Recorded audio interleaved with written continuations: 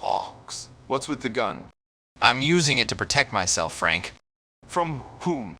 I've been sensing that there's someone stalking me. Something has been off since coming back from my amnesia state a few weeks ago. What good does that do, though?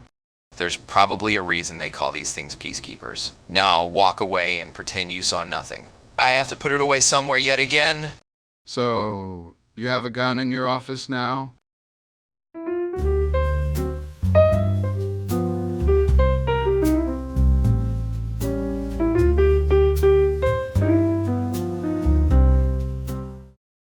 Yeah.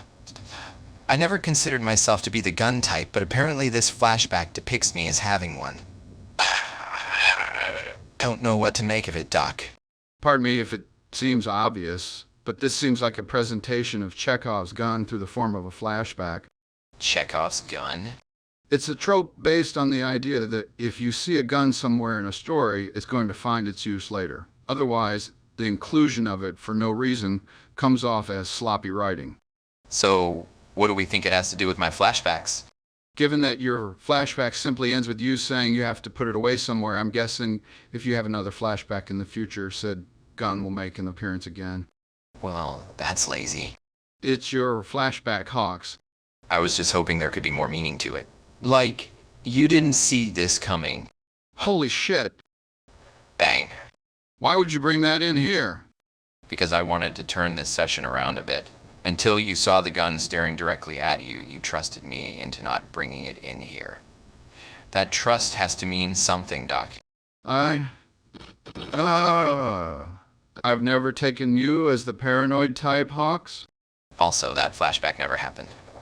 I didn't have one to go off of for today's session, and I wanted an excuse to get out of the hospital for the day. Did it really necessitate you carrying a deadly weapon into my office? This thing? No. Besides, it's a tranquilizer gun I took away from Frank when he kept shooting manic patients with it. Pretty sure he killed a guy from too high of a trank dosage by mistake. All right. I trust you to put the trank gun down for a bit. Let's try preventing Chekhov's gun from becoming reality with some exercises. We're going to explore your fears a bit more. Take me through a typical day in Hawks's world. Breathe deep, then tell me the first thing you see when you wake up.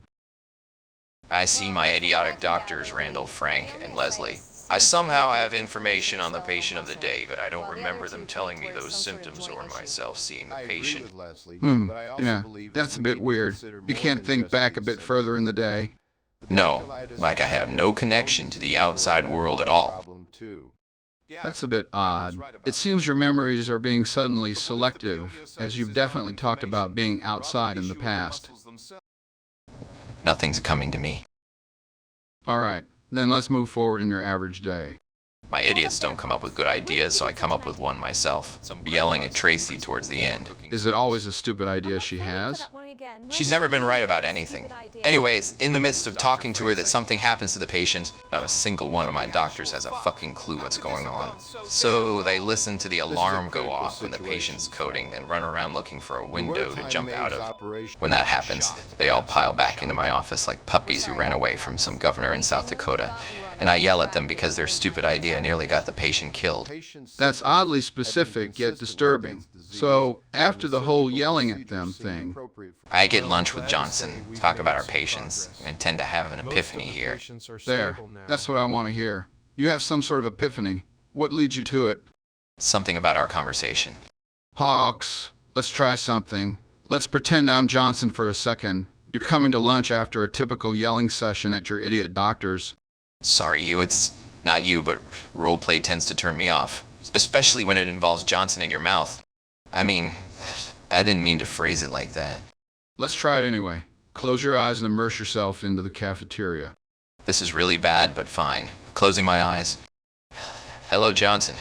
Hey, Hawks. How are your patients doing? They're doing about as well as the patients with glioblastoma you've been diagnosing, especially with my doctors treating them. That's a bit harsh. My glioblastoma patients are smarter than your doctors and have a chance at surviving. Ah, well played, Johnson, I think.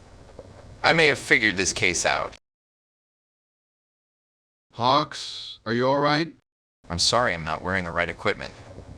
What happened?